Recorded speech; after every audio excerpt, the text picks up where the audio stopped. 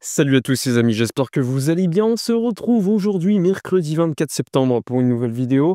Alors hier soir, je vous ai sorti une vidéo spécifiquement pour Gavi en vous expliquant l'état actuel du joueur. Donc on va revenir également sur des informations supplémentaires qu'on a pu avoir dans la soirée, mais encore plus ce matin.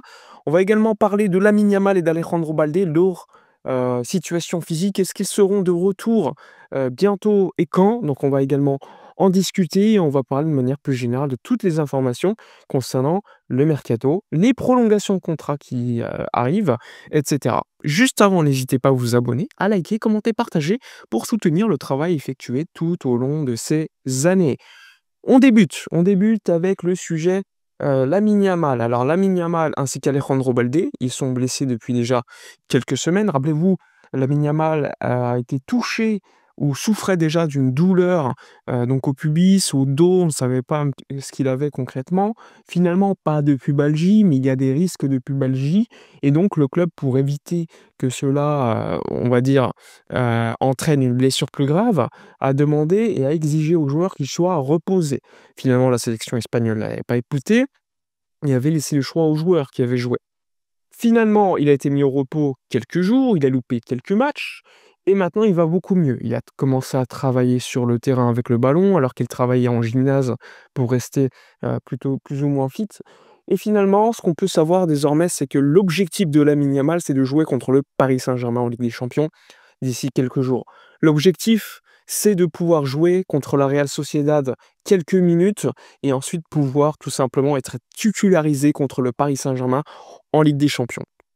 Donc l'objectif est clair pour Yamal qui loupera une nouvelle fois le match contre Oviedo ce jeudi.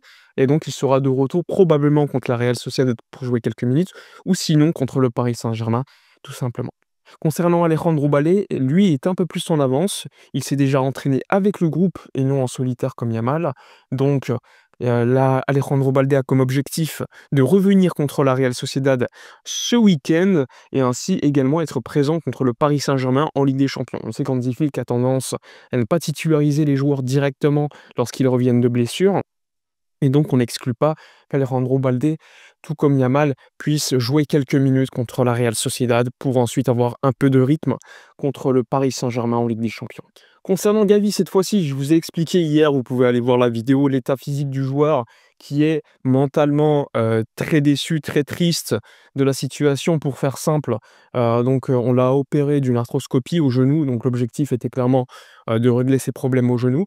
Finalement, les docteurs, en l'opérant, se sont rendus compte que la situation du genou était beaucoup plus grave que prévu. Donc, il a été décidé de suturer le ménisque et non pas de le retirer, comme on peut l'entendre énormément. Donc, c'est une situation qui va permettre de prévenir et tout simplement de pouvoir avoir un joueur qui ne souffrira pas d'arthrose à long terme, ce qui n'est pas le cas si tu retires à ce jeune âge le ménisque, hein. On l'a vu, Varane avait retiré son ménisque, Ansu Fati aussi, pour régler une bonne fois pour toutes ces problèmes au genou. Finalement, pour Gavi, ça sera une suture, mais qui entraînera une blessure, une absence de 4 à 5 mois, donc quand même une longue absence avant la coupe du monde. Ce n'est pas une situation comparable à Ansu Fati, qui lui avait subi 3 arthroscopies qui avaient raté, et ensuite une opération, une quatrième qui avait complètement retiré le ménisque pour une bonne fois pour toutes régler ce problème. Mais bon, vous le savez, ce type de blessure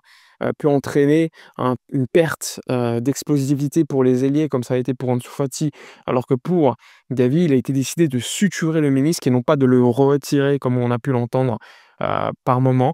Donc ce n'est pas comparable à Ansu Fati qui lui a souffert de pas mal d'opérations ratées, et ces opérations ratées ont évidemment, en plus d'un dommage moral sur le joueur, entraînent des dommages tout simplement physiques sur le corps du sportif.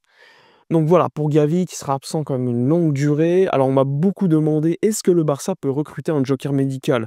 En théorie, oui, mais compte tenu du milieu de terrain du Barça, il est peu probable que le Barça choisisse de remplacer Gavi par un joueur du milieu de terrain.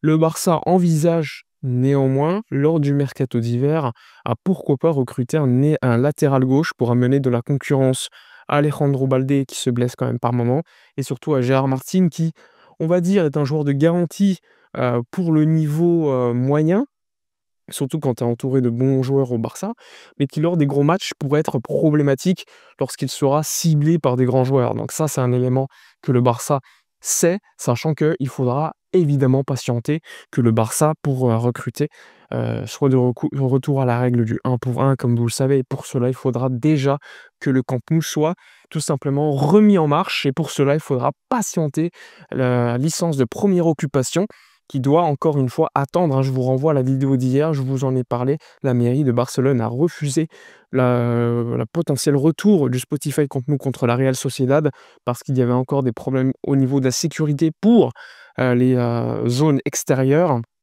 alors qu'à l'intérieur, hein, tout est parfait.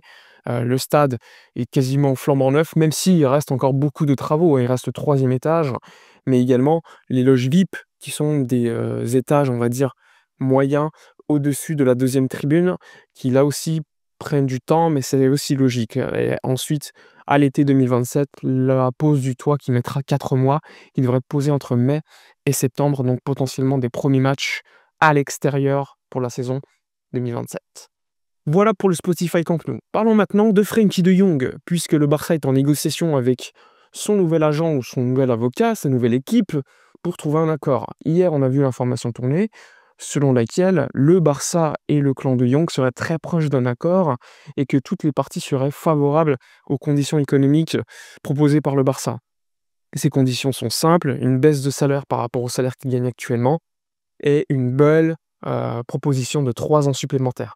Bon, c'est logique, hein, parce que comme vous le savez, le salaire de Jong est élevé parce qu'il y avait les pertes Covid qui avaient été mises en place par le Barça pour certains joueurs. Pour faire simple, on leur avait offert un petit salaire sur les 2 premières années et sur les années suivantes, ils récupéraient ce qu'ils avaient, entre guillemets, pas gagné lors des 2 saisons où ils avaient accepté de baisser leur salaire pendant le Covid.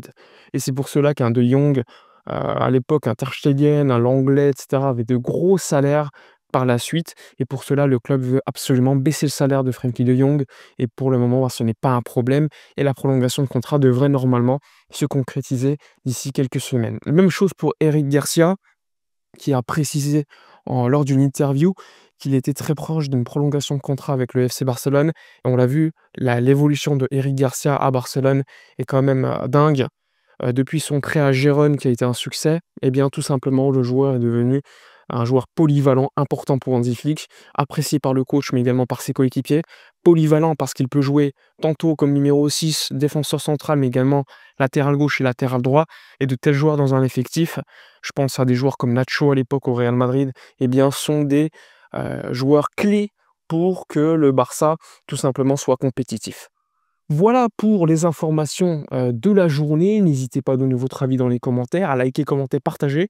Moi, je vous dis à la prochaine et d'ici là, comme d'habitude, portez-vous bien.